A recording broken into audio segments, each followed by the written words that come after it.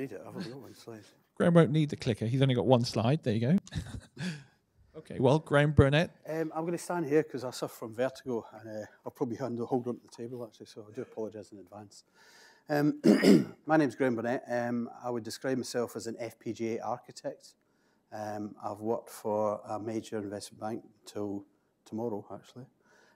Prior to that, I started a hedge fund that was basically trading for 2 years and 8 months up until 2 years ago. I built a global FX trading platform in all the sort of major trading centres. Prior to that, I've worked for several banks, built trading systems. So what I thought I'd basically do for this talk is I want to talk about the issues that we face in trading technology nowadays and what's driving the latest sort of like advances in the technology, and really give you an idea of the state of the art of trading tech. So I've only got one slide because I didn't really know the sort of like depth of the audience, and I didn't want to bore you to death with PowerPoint. So what I want to do is basically I want to try and keep it not at a really deep technical level, but I'm very happy to go into that if you want to. There's no problem at all. I'm going to basically, I've divided it into these 6 themes, and I'm going to spend a couple of minutes each theme, and then basically I want to leave 10 minutes for questions, so basically you can answer, get any things you need asking.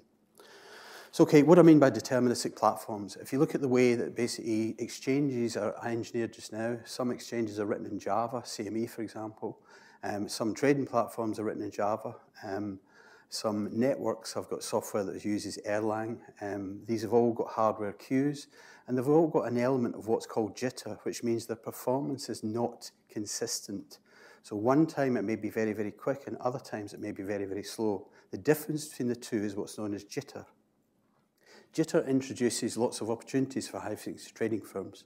It means that basically if we have tuned hardware and basically optimized operating systems and using things like FPGA and GPUs, etc., we can actually sort of have a more deterministic platform. In other words, we can basically eliminate the things that cause jitter. If you analyze and break that down, you've got basically the market jitter, i.e. the distribution of market data. You've got jitter in the trade route back to the actual market itself. You've also got network jitter. So if you look at the way a network actually works, you don't get exclusive access to the network itself. It has to basically be traffic shaped to basically distribute bandwidth. And you can actually see this if you monitor it with a full sort of like load. You've also got jitter on the network cards, jitter in the switches, and jitter in the operating system. So for example, the minimum jitter you can get on a current HP platforms is about 3 microseconds. And that 3 microseconds is after you've eliminated all the other what's called PMI, basic interrupts that are used to manage power and monitor the fans on the actual operating system. The only thing you can't get rid of is the bit that monitors the state of the memory so that you haven't got any error correction that needs to be done so that you've got consistent server memory. So really, where are we going? Well, there's a lot of people who've been playing with FPGA. So what is FPGA? For those people who don't understand the technology, it's essentially a computation on a complex computer. Basically, is a series of instructions, and that series of instructions takes a finite time, and that only happens once you've been scheduled by the operating system onto the CPU. With FPGA, you design that same computation as an electronic circuit, so when you put electricity in one side, it comes out the other. It also means that you can actually replicate a lot of them and do it in parallel. So FPGA is quite an exciting technology for techniques like Monte Carlo in particular. There's also more sophisticated stuff in the market which for doing risk calculations like CVA, counterparty value at risk. But I'll come on to that later. So the goal really at the moment, unfortunately, when you actually run an algorithm, it sits in the operating system. And as I say, if you don't have your current instructions or data in the relevant caches, the operating system will basically evict you from the CPU and basically schedule someone else in a time-sharing operating system. You can mitigate that to an extent by pinning it to a CPU, etc. However, there's a problem that basically every time you communicate with a network card, there's a latency of about 0.8 of a microsecond, and actually crossing the PCIe bus takes about 500 nanos, roughly. There's a lot of jitter there as well because you can't guarantee exclusive access to the PCIe bus because it's shared amongst all peripherals. So you're contending for a resource. So you get jitter there. It's called PCI transfer buffering for those that are interested. So what people are looking at is let's see if we can put algorithms onto FPGA.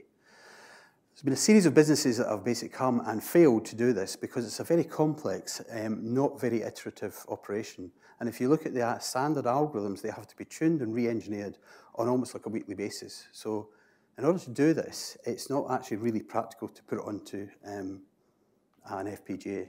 Languages that have been tried are things like System C, Handle C, all basically variants of complex pragma-orientated or keyword-augmented languages that basically generate an operating system, a hardware description language.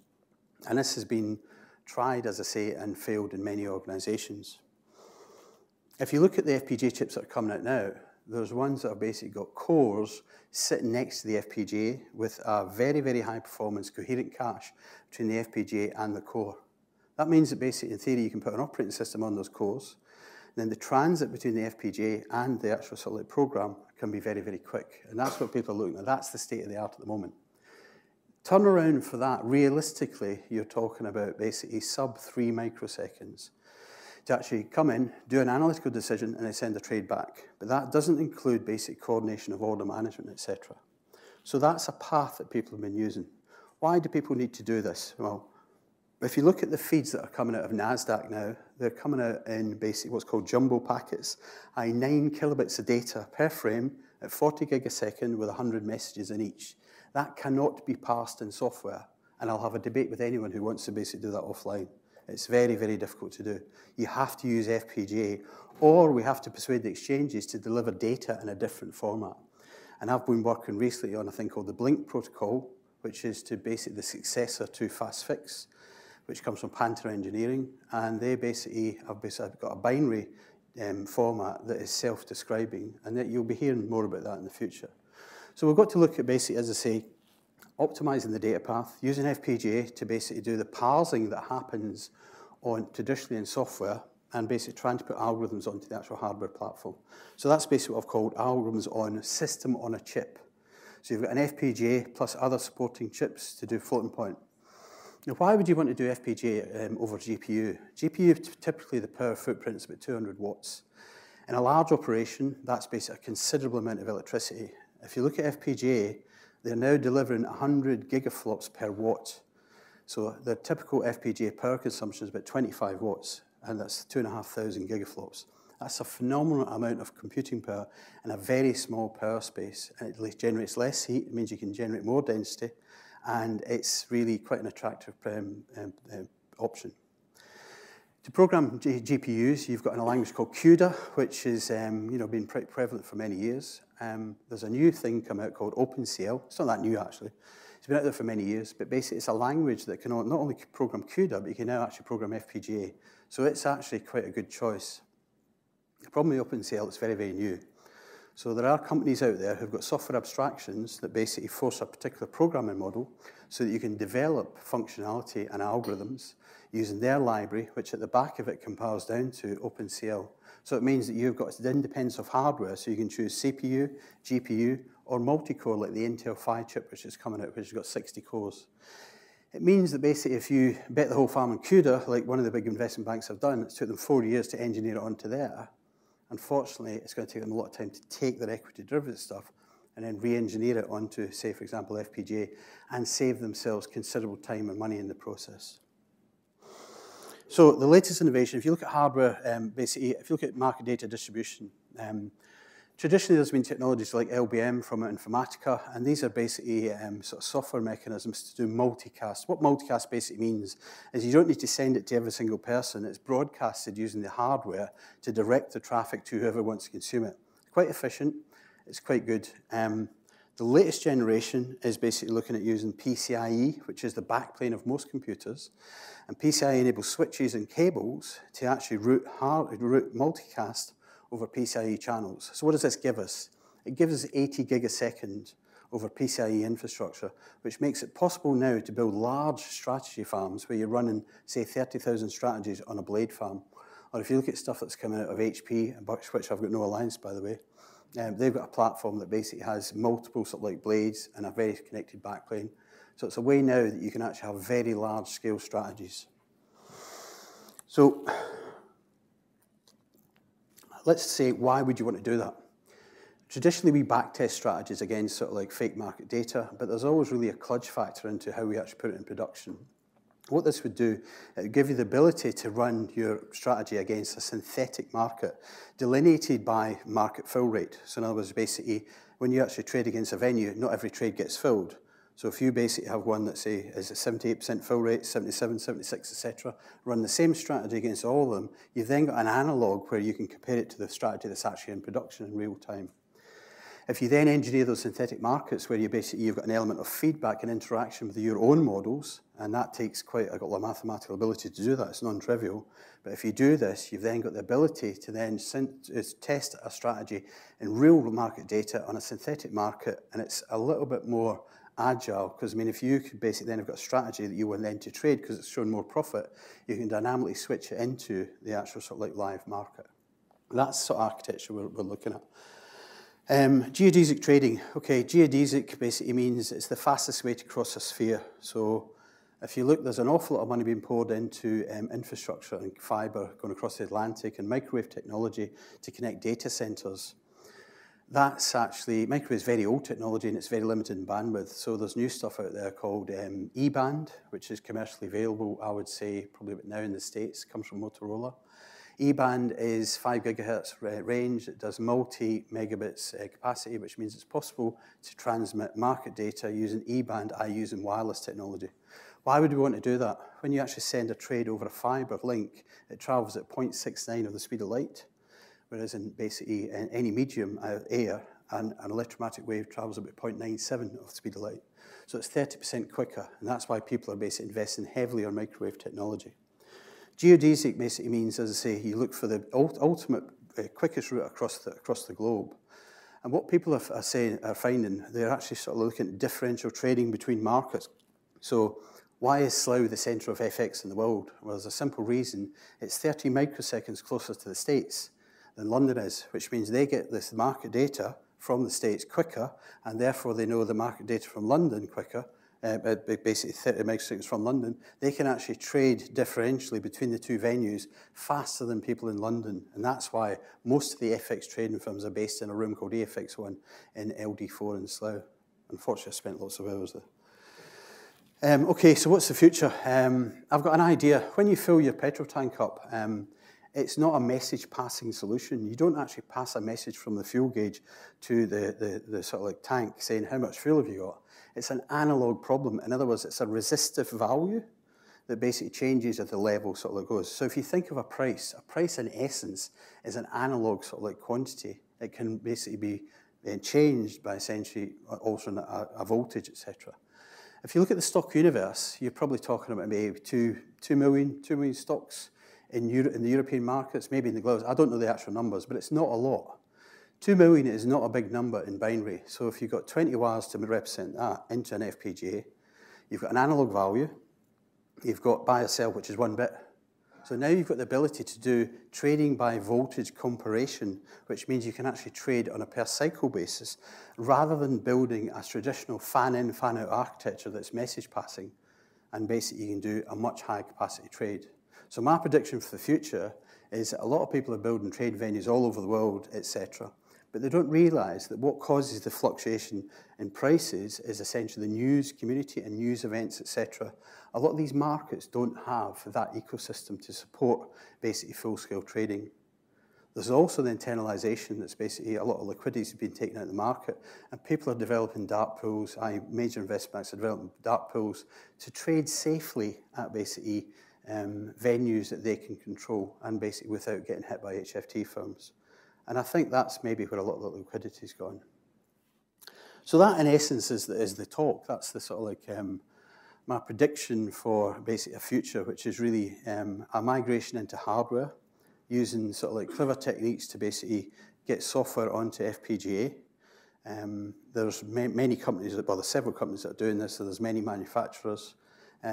Developing a new approach to market data and using hardware to distribute it in a much faster, more jitter-free way. And basically looking at essentially trading differentially between markets using microwave technology. So that's it. Thank you. Okay, well, I mean, fortunately, I understood most of that. Well, good. I didn't want to put too much sort of like TLAs I'm in not sure there. how many people did, but it's a bit like F1 racing for trading, basically, isn't it? Yeah. It's squeezing every single. But what's interesting is analog computers. You're going back to analog computers when, of course, we left those behind and went to digital for many decades. Yes, we did, yeah. Now And I'd say the paradigm, because of HFT, is changing, where really people are looking at optimizing the actual sort of execution path to ridiculous degrees, really. So when was the last time an analog computer was used on a warship in the 1940s to launch a shell? Yeah, exactly. When was the last time you saw an analog Apollo computer? 1 was, that's an analog computer, actually. Yeah, okay, so that's kind of So remarkable. it's old technology, but the thing is, it actually runs very, very quickly indeed. Yeah. And if you look at the way that, for example, the police national computer runs, it's actually an old Sperry machine that does message handling, which is an old way of doing it before you had general sort of computing availability. And it's capable of doing 10,000 messages a second, which for a sort of 50-year-old computer is pretty good. So I'll let you ask questions now. Sorry. That was really fascinating, actually.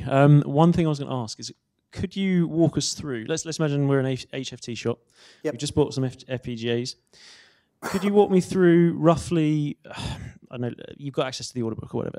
What's the basic process that the FPGA is doing, and what kind of latencies are you going to get through a round trade? How does it work? That's a really good question, right? What the FPGA is doing today is basically doing mostly protocol conversion. So if you look at traditionally the way you have to write to an exchange, all exchanges come in two feeds, an A and a B. Sometimes A leads B and sometimes B leads A. So what you've got to do, you've actually got to basically take both feeds, you've got to hash them, and then you've got to basically say, have I seen this? If I have, drop it. Otherwise, basically pass it to the thing. We can now do that in FPGA. So that's an example. Converting from fixed into binary, so we can actually do numerical conversion, means taking the labels off, means taking the value and then converting it into basic binary, and then basically then doing the comparison. That actually takes, I would say, probably about 50% of the CPU to do that. So that can now be done quite easily for fix in FPGA. You can do things like kill switches. So basically, if you've got multiple clients, you want to take a particular client out, you can basically say you're no longer allowed to trade because of whatever reason, and then you can basically phase them out without affecting your other flow, and you can do that in a very controlled and deterministic manner. If you come to log on to an exchange, certain exchanges, you have to log on at midnight on Saturday night, and I know this for a fact, and if you lose your connection during the week, you're stuffed, forget trading for the rest of the week. So you can actually use FPGA to deterministically basically do that much better than software, much more resolution. You can also use it for throttle management. So Reuters, for example, only allows you to send 6 trades a second. In software, because you've got that jitter, you can get only so far to that actual absolute threshold. But with FPGA, it's more deterministic, so you can squeeze those couple of extra trades out per 1,000 that basically give you a trading advantage. You can do things like, as I say, symbol shredding. So you can basically distribute market data to multiple servers and do queue management, so you know basically if the queue's getting full up or it's growing exponentially and therefore exert back pressure. And that's actually a very useful sort of like thing. You can do multicast session management. So instead of it being done in the software stack or in sort of like a piece of hardware, you can put it onto FPGA and it gets done very deterministically outside the control plane for the normal sort of computer. So that's an example of something that you can do.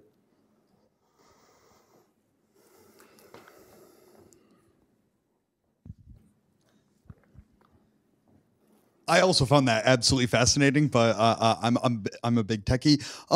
One question I had, you actually mentioned nearing up the end, which is dark pools. Yeah. Right. So so I think you and I have somewhat different customers in that my customers don't like your customers. Right. So my customers actually do equity trades are all going on to dark pools because they don't want to deal with what they call blip traders out in the market. Absolutely. What do you think happens to the HFT space and this radical focus on every last nanosecond of jitter when all of the trades that are actually exposing market signals as opposed to algos fighting each other end up in dark pools and thus locked off? I mean, do we end up in a Terminator style algo versus algo bake-off? I think maybe the opportunities for a lot of the slower hedge funds are maybe disappearing, and there are quite a few hedge funds that have gone bust.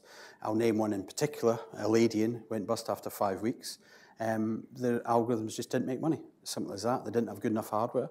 They're fighting with The big players are Jump, Tower Research, Chopper. These are all people who put multi-million dollars into significant technology and unbelievably clever people. So for example, one of the things we have to do, unfortunately, in HFT, it's very dull, but we basically don't use C++ because it's too abstract. We use C, and when we compile the C, we then look at the assembler, and then we basically see what assembler's generated, and can we optimize the assembler by basically changing the program. We use GCC expect sort of like statements so that we can predict branches, so we get L1 cache sort of thing. We use languages like Lua and LuaJIT, so we can actually basically use purely register-based languages. Sorry, this is really techy. But we can use purely register-based languages, so we don't even hit L1, L2. Everything's in the CPU registers, which means that's 2 nanosecond turnaround. It's really fast.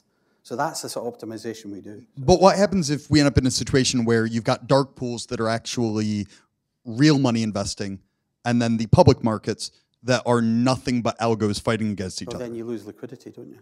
Which is exactly what's happening, yeah. But one of the other things we did, for example, was in the hedge fund, I don't know why they call it a hedge fund, but then we basically would do price improvement. So what we do is we knew someone who wanted to basically place a big trade, and what we'd do is we'd say, okay, what's the price you want? And then we'd basically spend the whole day playing with it. So we would trade 1.8 billion a day, and some days we'd make $2,000 after trading all that, right? Other days we'd make $70,000. It was very variable, actually. It depends on what the markets are doing. And some days it was good days, other days it wasn't, you know. But on average, we made about $70,000 for about 2.5, no, so for six months, actually. And then what happened was someone basically found our secret recipe, and that was it. We stopped making money overnight, and we were bust in 3 months. So that's a hard life. I'm delighted to see that I could actually get a job as a C programmer again, if I needed to. Is that true? You could. I could go back. It's been a long time, but... In terms of programming GPUs and FPGAs, do you see people actually writing low-level code to do that, or do you see more people using domain-specific languages and sort of higher-level languages like Haskell and so on that compile to something to run on the GPU or FPGAs? In my opinion, C to gates won't work, and anyone who basically has a solution that does that usually comes from academia. And the last 10 years is littered with failures that basically people try to do that. The only one I know that's actually in operation, in a trading operation, is Impulse C. But that was a very, very customized solution, and it's a very simple algorithm, just pure stat arb. If you basically want to program FPGA, then the two approaches that I advocate are, there's a Solarflare, I've got a thing called the FTK, which is the FPGA Development Kit, written by a very experienced VHDL system Verilog programmer who I know personally. And he basically abstracted a lot of the functionality and exposed it to a C API. There's also a company that I'm particularly interested in Accelerate, who are basically have got an abstraction layer. They're the guys who generate OpenCL, and they've basically done all the hard work. They've got the quant library, they've written it all. It's C, C++, predominantly C++. And basically, they've got a sort of like abstraction model where data sinks, data sources, and actors, so that you actually have to follow that paradigm, which means that they can then control state and basically get a very efficient OpenCL implementation, which essentially is a superset of CUDA. So it's actually, I mean, if you want to learn to be a VHDL programmer, and this is a quote from a guy who is one. He said that to be productive is a 7-year learning cycle.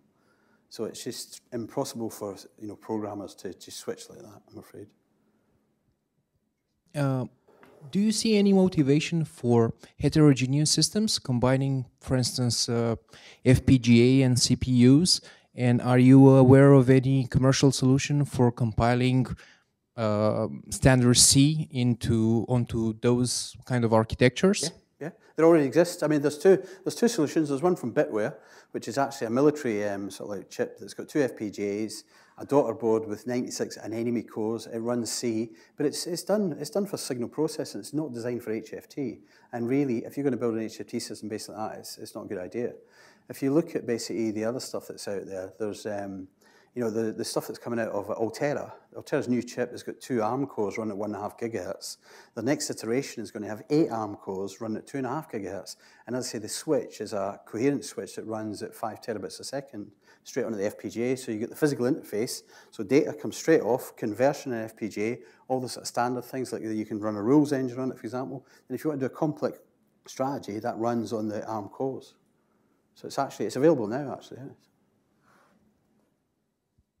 Okay, my question, Graeme, is Yeah. you know how in F1, I mean, I'm really surprised to see it going to this level of detail, because in my experience, it went from, you know, you talk about analog computers, Yeah. machine code, assembly, C, and then it went into high-level languages and who cares, throwaway machine cycles and all the rest of it. Yeah. Do you think some of this stuff's going to find itself outside HFT into other markets? Yeah, it's already in risk. If you look at risk, I mean, there's two areas that this is going to sort of be successful. Immediately, it's market data and the handling of that. But the trouble is with the people who are actually in this market is the business model can change overnight. In other words, we can say to the exchanges, we don't want self-described data anymore, and we don't want all this, fixed stuff. We want a binary stream. We want to log on, know exactly what the positionality is, and then we'll process it as a binary stream. And that basically blows a lot of the current FPGA vendors out of the market, really. So is it going to find it? So it already has. It's in risk endemically. So today, Accelerate announced that they've actually sort of like started running the equity derivatives sort of plant for HSBC. So they're doing quite well, actually. Plug. Okay, very fascinating. Thank you very much, Graeme. Thank you. Thank you.